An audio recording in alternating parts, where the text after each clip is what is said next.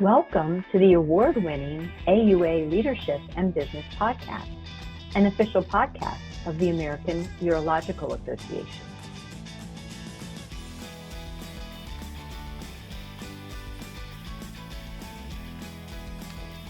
Welcome to the AUA Leadership and Business Podcast, where urologic professionals experience the practical application of business acumen essential for today's dynamic professional landscape. I'm Dr. Jennifer Miles Thomas, and in today's episode, we will discuss making the move, early and mid-career job changes. Joining me today for this discussion is Dr. Patrick Selph. He is a reconstructive urologist in private practice in Nashville, Tennessee. He completed his residency at the University of North Carolina, Chapel Hill, and he then did a fellowship in GU cancer survivorship in reconstructive urology at Duke. He previously worked in academic medicine at the University of Alabama at Birmingham for 7 years before transitioning to his current private practice in Nashville about 3 years ago. Welcome, Dr. Selph. Thank you for having me. Happy to be here. Well, we know about the urology job market. We know that we are losing urologists to retirement and we don't have enough. So there's a lot of mobility that's happening right now, and people are really trying to evaluate, well, what do I do next? What do I like? What am I comfortable with? So let's just kind of start from the beginning. When someone is thinking that they want to potentially change their job or location, what do you think the first steps really should be? Yeah, I think that's a good question. You must get the same amount of text and email I do every day about how many jobs are there and open in urology. So I think the first thing to consider, there's a lot of things that change when you make a move to another job. Obviously, there's a different place, there's a different hospital. You're the new person. They maybe haven't done things like you've done in the past. There are different machines. They might not have the ligature you used to use. They have this thing instead. But I really think, that the motivation behind moving is probably the key thing. The reality is, hospitals are hospitals, and urologists, generally, we can all do what we need to get done, wherever we work. They might not be the fanciest machine or the newest of this or the newest of that, but depending on where you're ending up or where you're going, there are basic things that we all take care of that are going to be options there. So it's really, why are you moving? Because it's not, maybe it's a selfish motivation in some cases because I'm the one encouraging the move because I'm not happy, or maybe you have a partner that's not, and you're moving for different reasons. So just, in my case, there was a family too, so making sure we're all on the same page for where we're headed. But I think moving is change. Moving can be exciting too. I think those of us in the medical field are used to doing it. We go to college somewhere. We probably go somewhere different for medical school. We probably go somewhere different for residency. It's exciting, at the same time, it's nerve-wracking, but I think the key things are making sure the motivations are right, because we think the grass is always greener on the other side, but maybe it's not always. Yeah, that makes sense. You just emphasized that throughout our training, we've always been forced to be very flexible, right? We are changing locations. When you're in med school or residency, you're working with different attendings who do things slightly different, and it's your job to contort to make it amenable to them. But then we have this fixed mindset when we are in a job or a role. And why? We've been flexible before. We've had to make change before. We've had to figure out how to use different equipment before. Right. And I know, in my training, I was told, hey, it's a rock, a stick, and a flame. You should be able to do almost any surgery. And it's the same when you get out. Right. Yeah. I think that's, it's funny too. I agree completely. And, for somebody like you and maybe somebody like me as well, then you do this extra training and you specialize in something. And now, depending on what you're doing, for that career change, are you going to have to go back to doing these things you haven't done in forever? And so maybe different equipment, But, I mean, I didn't get into urology because I thought I was going to be a reconstructive urologist. I got into urology because I liked all the other parts of urology. So, I think there's a lot of consideration that has to be made when you're changing. Are you going to something very similar that's just in a different spot? Are you going to go back to being, I got to be able to do everything and see everything and take care of everything? And, obviously those are totally different scenarios. But yeah, I mean, it was funny when talking about it with my wife, when we were thinking about it, she's like, yeah, I mean, we're used to moving. This is what we do. This is just something that we're going to do every so often. And it's like, well, at some point it'd be nice to like not move forever. But you accumulate more stuff when there's kids and family involved, so moving becomes a little less awesome. But, I think so many things to consider. Whether or not you have to do the same stuff you've already done, is certainly a part of it. But virtually no matter what you're going to do, something's going to be different. Agree. And I think we're not in the same era where someone spends their entire career in one location. And I mean, not just in healthcare, but everywhere. People change jobs, and it's been frowned upon, usually in healthcare. Oh, why can't this person stay in the same place? Is there something wrong with what they're doing? Are patients not happy? But in reality, I think the world changes and we're learning to adapt and to figure out how to meet our own needs. Yeah, I feel like it's funny you say that too, because sometimes there's always, maybe there's been a little stigma, like, why is this person constantly moving around all the time? Is there something wrong with them, that makes them have to shuffle, jobs? But the reality is, you're never going to know that. I mean, sometimes you might have gotten it wrong, that the place you went to just turns out it didn't work for you, because there's only so much you can glean from, a tour of the hospital and meeting people. It turns out it might not have worked okay. But as you alluded to at the very beginning, the thing with urology now is there's just so much urology need. I mean, if you do like to bounce around, you can bounce around. I mean, there's almost something available anywhere, anytime. So I'd argue that's a good thing for us. There's a lot of opportunity out there. And if you really want to be somewhere, there's probably somewhere close you can get, if not exactly right there. So. Agree. Well, let's talk about some of like the nitty gritty. We are typically trying to put ourselves above this conversation, but at the end of the day, let's talk about like payment. Let's talk about contracts. Let's talk about like how we get paid, because it may be different. You moved from academics to private practice. So when you're having those conversations, like, what should you consider? Maybe what should you ask? Yeah. I think you get told these things when you're first coming out and looking for a job, that it's like, oh, you got to ask for block time, and how are you getting paid, and RVUs and collections, and these things that you don't really understand, because when you're a resident, maybe your faculty tell you to watch out for this kind of stuff or learn about it, but no one teaches us about any of that stuff. And honestly, it's kind of hard when you're first coming out for your first job, and you're first out, and you're going to ask somebody, how are you paying me? And, what do these numbers really mean? Can I see the numbers from other people who have done this? Can I see your financial info? Can I look at that secretive book in the back that no one gets to see about, what everyone does? It's really hard, I think, to ask those questions and feel comfortable about that for most people, me included. You get the thing and says, this is the blanket contract that everyone signs. And it doesn't matter if you have a lawyer read it, because no one's going to let you do anything differently about it. And sure, okay, I'll sign here.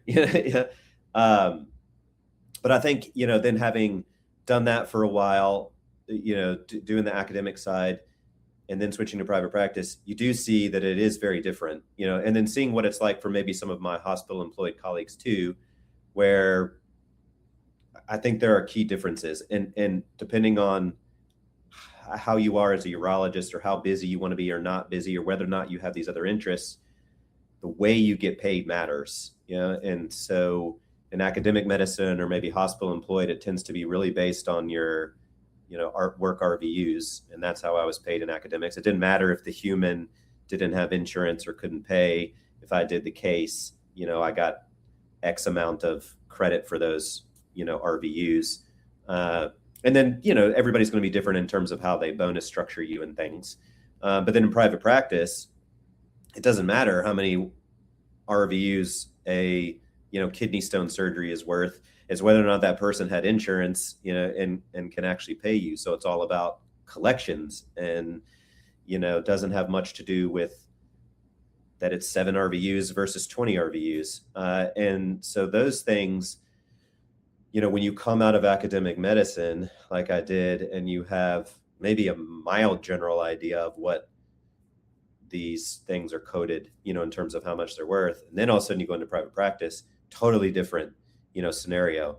At the same time, I think you're a little more comfortable. I've been doing this for 7 years. I have a general idea of what things are. I'm more comfortable being very upfront and saying, look, I have to know, I have to see, I have to understand, give me some numbers, give me some piece of paper, show me the RVUs, show me, and I think it's just hard to do that up front. But when you come out and you've been doing it for a little while, I think you feel a little more forward and a little more comfortable doing it. And for those of you that are thinking about it, or, maybe haven't done it, it really is the time to ask, because it's a totally different, way you're getting paid. And, I think you can go on and on. There's, ancillaries, there's surgery centers, there's lithotripsy things, there's, drugs and intra practice pharmacies and things that are all different ways you might get, paid for something. At the same time too, I think one of the funny things I never thought about before I joined private practice, that match that you get when you work for a big hospital, or, academics, like, oh, they're going to give you a 7% match on your 401k or 403b. Well, that match doesn't exist anymore. That match is me. I'm the employer and the employee. So, those things that were quote unquote free money, if you will, aren't free money anymore. So there's a lot of math, there for people to think about. I completely agree. Full transparency, I don't think it's purposeful, but we're definitely not on the same playing field as other industries. We are purposely told that we are supposed to just, give ourselves, do the right thing for the patient all of the time. And that's how we're trained, which is great. Except when it comes to negotiating business and finance, we're supposed to accept what we get. And most of the time it's fine. We are a well-paid specialty, but these nuances make a big difference, one for longevity and one to truly understand your value, not just to the hospital or the private practice, but to yourself, to make sure you're rewarded for what you're doing. Yeah. I think, it's some of those little things, I've seen, or, in the end, like you said, we're all generally going to be pretty well compensated, but there are some smaller things that I think can be drivers of what frustrate people sometimes. It might not be that the hospital provides what they need, or maybe they're just not happy in the city that they are, or the practice that they are, or whatever. But some of these little smaller things, your compensation for call and this work RVU stuff and bonus and these things, they can be the little, insidious things that drive people to be like, this just isn't, working out for me, and maybe makes them want to, move.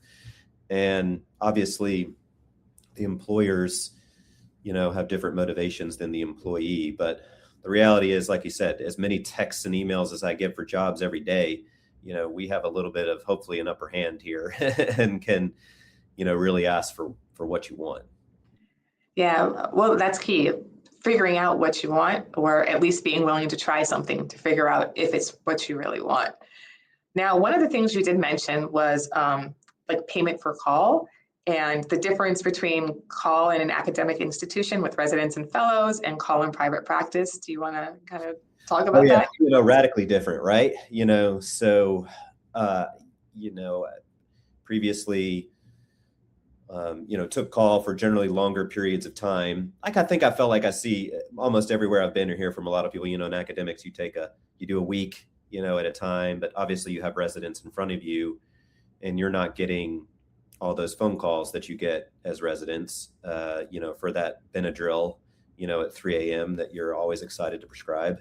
But you're obviously not getting, generally speaking, I don't think, compensated in most cases for it. I see a lot of different things, just hearing from other people.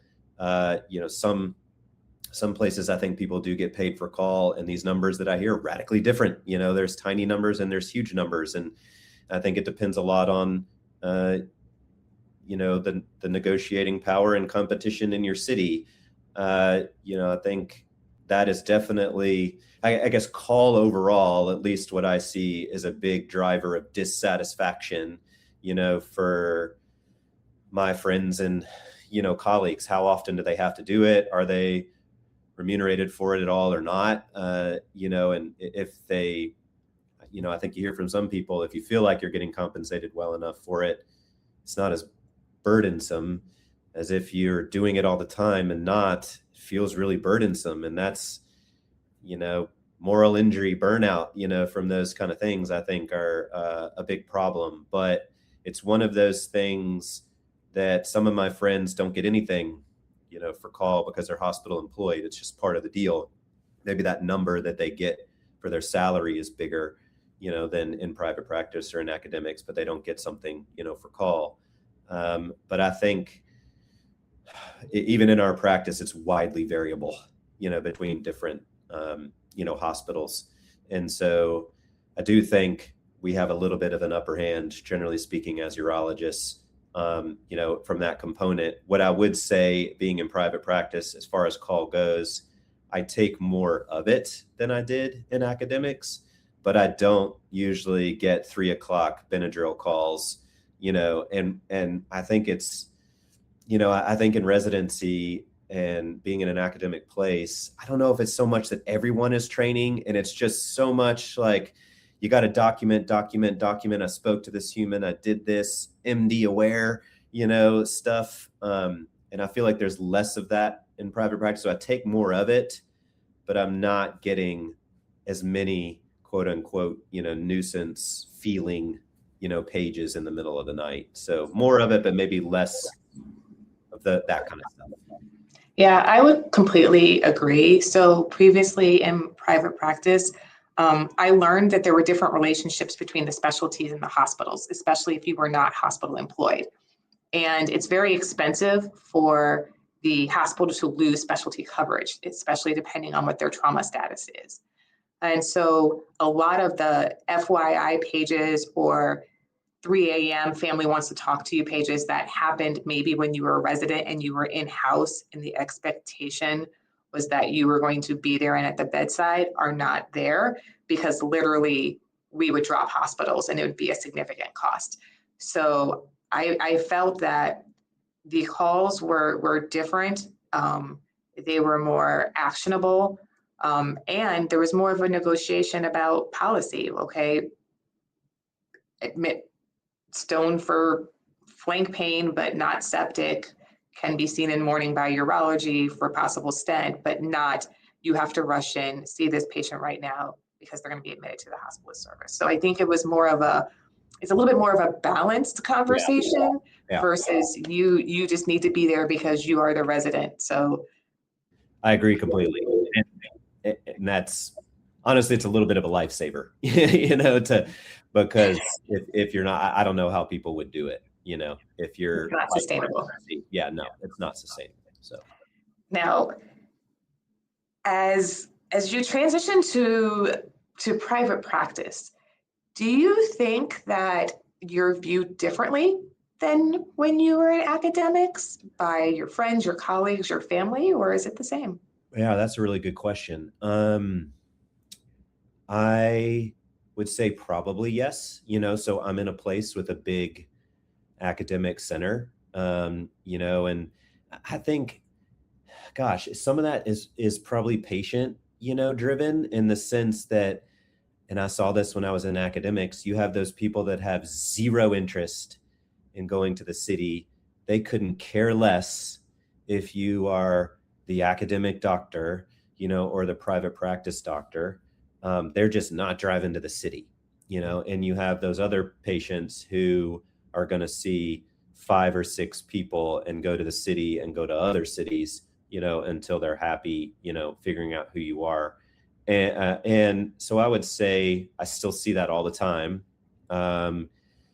But I will say, maybe having been in academics before, being able to say some of these things in my bio, I think for some of those patients that would drive to the city, I feel like they think that gives me street cred, and so I definitely think that's true in some regards. I don't think it's a deal breaker for like why you would pick one job over the other. But I do think being able to type some of these things in there does give me a little bit of, for those people that do a lot of research and read and search out and find X, person that they think is going to be good for them. Having some of that stuff has been, I think, good for my practice now, just being in a small, community hospital. So yes, I think, am I viewed differently by, family, colleagues? I don't think my family thinks about me any differently. I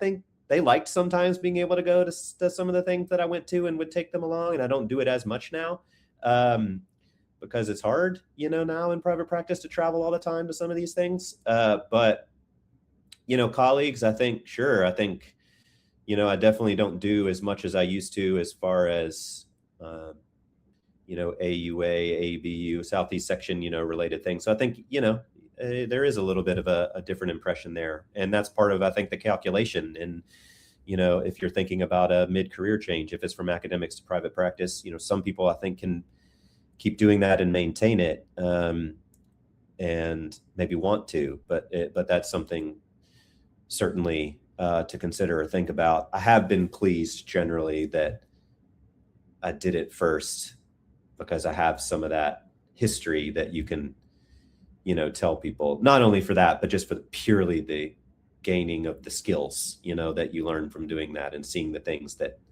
you get to see when you're the tertiary referral center. So yeah, I think I'm viewed differently. Yeah, but I don't think about myself in any less way than I used to. So you definitely shouldn't. Yeah. And I think it's, and part of it's our own perceptions of the different models, right? Because when we're training, most of us train at academic centers. We're not training at smaller community centers. And we use the abbreviation like OSH for outside hospital. Like all care in the world happens at these like major centers. Yeah. And then like you said, like you're in a community setting, you guys provide a lot of care to your neighbors, to your friends, your kids' teachers. So it's different. I'm glad you said that because I was probably guilty of that, too, somewhat, just having been in academics the whole time, and you get these things that come in and you're like, what the heck happened out there? Like, why did they do this? Like, these people are idiots, and that is so far from the truth. There are so many differences in the hospitals that I've seen and been to and work in here. You just flat out don't have, some of the things that you have in the ivory tower of academic medicine. You don't have the help. You don't have IR. You don't have vascular. You don't have whatever. You don't have this. You simply are just, sometimes you really are putting the Band-Aid on, until they can get to you, and you're there to be that help. At the same time, there are things that we can't always send everything, in private practice to the ivory tower because they're overwhelmed. Like I'm, whenever we try to send stuff, they're on diversion. UAB always on diversion. Everybody's on diversion. And so we at the same time have to be able to take care of stuff ourselves. But it's been enlightening to see that the things that you have to do and that we always thought, why are they doing this? There's generally a really good reason, why they did it. Agree. And there's very well-trained Yeah. people on both sides. Now, one of the things that you were just talking about was just like resources are different. So as you're in practice, I mean, in academics, you really can super subspecialize, right? And then you have the world sending you these patients. In private practice, I mean, can you still be the the left lower pole renal mass less than 4 centimeter guru, or? Yeah. So I would say you can, because I think people do it.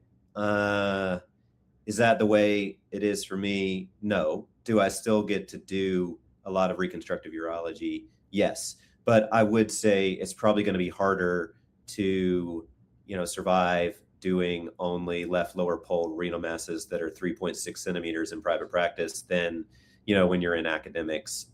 So yeah, I still get to do a lot of what I like to do. There aren't a lot of people in my practice that do urethroplasties and, do some of the complicated reconstruction that, I had done before. And so I still get a lot of that. And that's great. But certainly I had to relearn how to take care of prostate cancer, and, back to doing perks for stones and learned new BPH procedures and all kinds of things that I hadn't done in ever, so, and I think, again, I got into urology because I liked it. I didn't know I was going to do reconstructive urology, but I love my reconstructive urology. I still get to do it. I do still think you can, subspecialize, and I still get to do it, but whether or not it's hyper specialized and whether or not it's only that thing, that's certainly something to consider depending on where you go and move, because I think generally speaking, if I was only doing reconstructive urology, I'd have a hard time paying my overhead.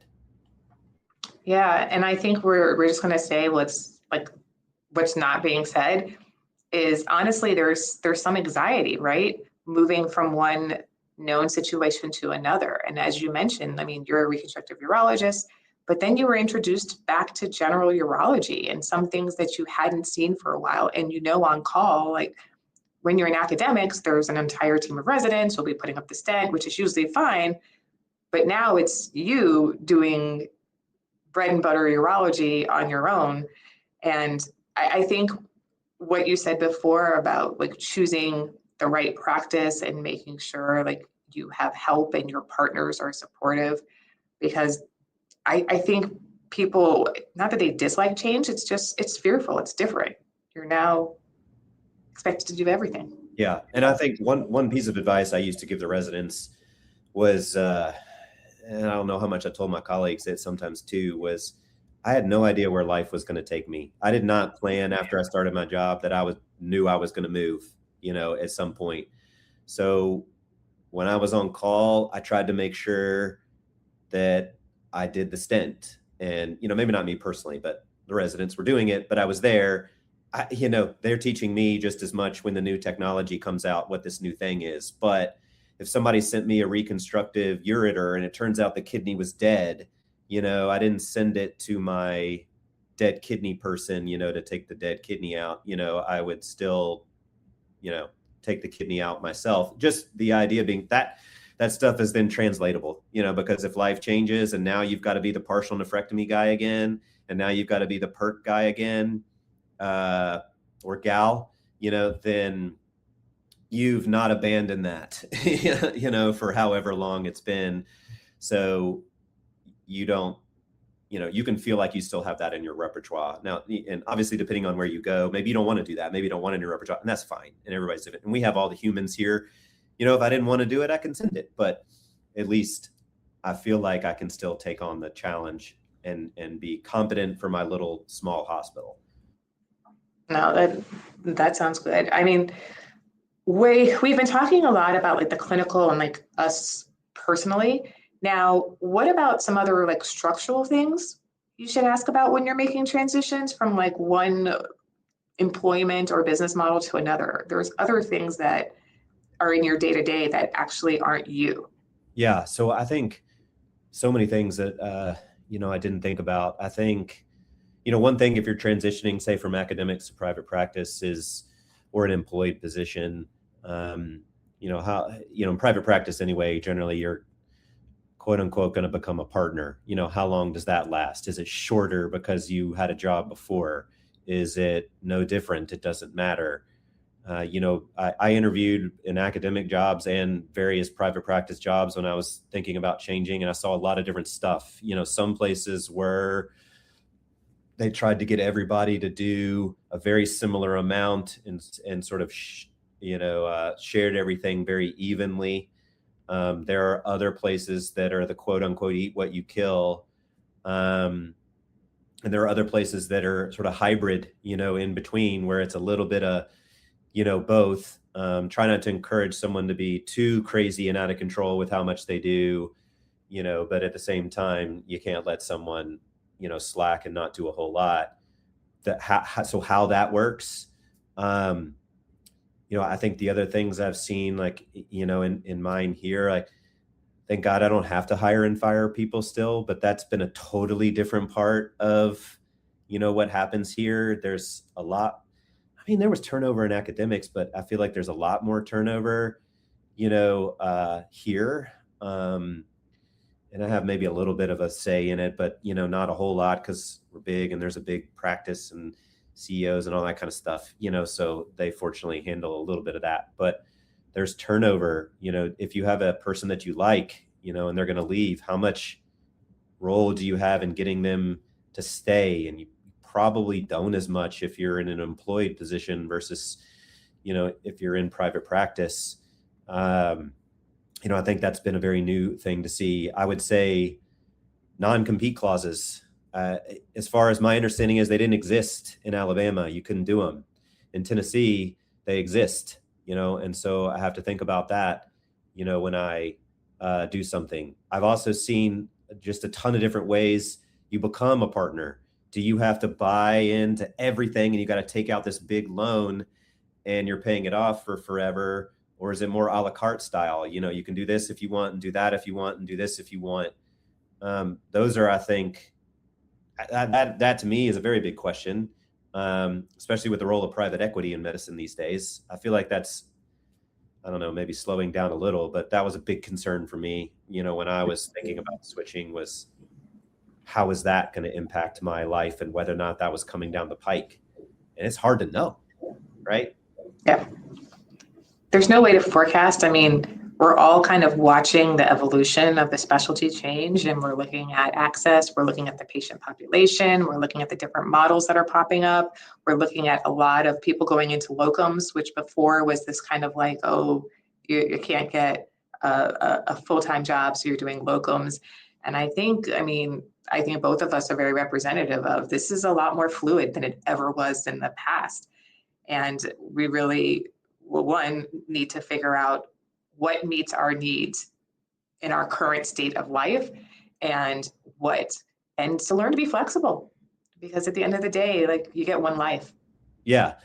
Yeah. And really, I mean, that was sort of my motivation for change. You get one life, and if there's something that I feel like I can or want to do out there, why not? And the good news, like you said, and we alluded to, I think there's a lot out there. One thing I'd like to add to that's different too, I think, is how seeing my colleagues has changed a little bit, in private practice. I think it's different. There's not this dedicated grand rounds, M&M, tumor board. There some of these things exist, but I think something to consider too, depending on how you are as a human and how you, that social interaction you like to have. It's different, I think in private practice that we're a big group, but I don't see these, my partners every day, and if you're someone who lives or, enjoys or survives on, having that partner be next to you, a couple of them in the office, and, you've always got that person right there to, see and be with. It can sometimes be different. I think depending on where you end up, are you in some big, giant, centralized office? Or are you in more of a satellite position, where you may not see your colleagues every day? And for certain people, that may be a good thing and it may be a bad thing. So I think one, other thing to consider along the way that I've seen be, very different between academics and private practice. Well, thank you. I mean, you've been very open and transparent just about your transition. Is there anything else you'd want to add? I could probably talk all day. So I don't think I don't think the listeners or you want me to do that. So, but I guess I would, I just conclude by saying I think there's a lot of opportunity out there for urologists, which is a great thing. At the same time, sometimes all that opportunity leads to, overwhelming practice fullness. But I'm happy to be a urologist. I wouldn't have changed anything, about anything I've done so far. And I think if you're in a spot where you're not sure that you want to do what you want to do, the good news is you can change, and it can still be good. So I've been happy and happy to talk about it, and happy for anyone to reach out if they want to discuss my, the deeper details. Well, you may have some people reaching out. So thank you very much, Dr. Selph, for your time and expertise with us today. Yeah, thank you. And thank you to our audience for joining us on the AUA Leadership in Business podcast. Until next time, continue to learn, lead, and excel.